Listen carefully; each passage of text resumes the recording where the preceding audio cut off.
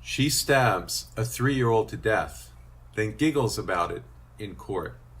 Count 4 alleges that on or about June 3, 2024, the defendant did knowingly cause serious physical harm to J.W. on date of birth. Welcome to Dave's Club, your one-stop shop for all things Patriot and conservative. I'm glad you're here. I'm not going to say I have a good show today, but it is a necessary show.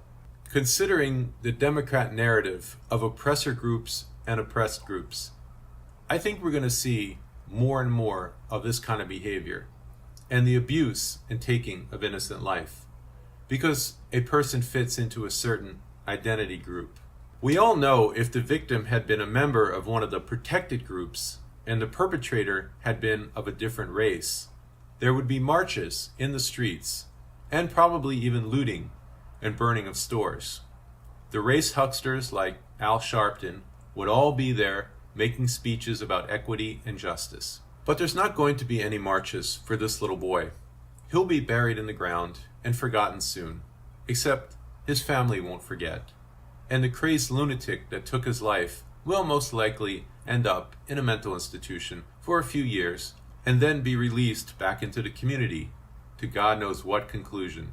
Let's take a look at the details of this horrid case. Bianca Ellis, 32, was arrested after she butchered a toddler, Julian Wood, with a kitchen knife at a Giant Eagle grocery store in North Olmsted, Ohio, on June 3rd, in an apparent random attack of violence. She is now being held on a $5 million bond.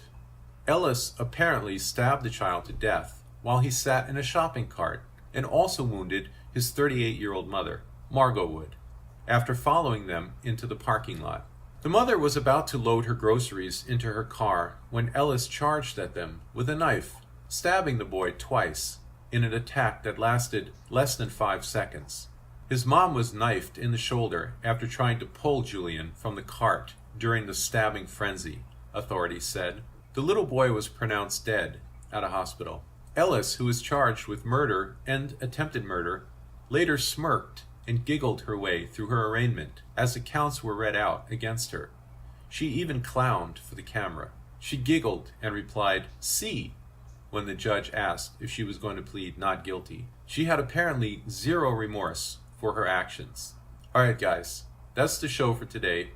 It was a sad show, but a necessary one. As always, please support the channel by liking and subscribing. I will see you next time.